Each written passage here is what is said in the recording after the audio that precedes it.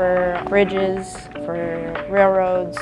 We need it for pipelines. Everything that's metal, basically, that's put together is held by welds. Welding is a trade that's probably going to stick around forever.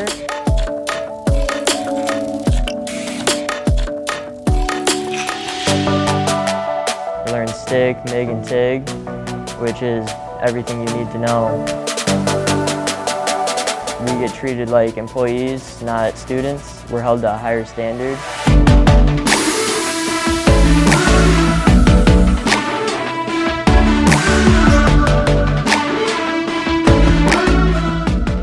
If building things with your hands and playing with fire and molten metal is your thing, come join me in the welding lab.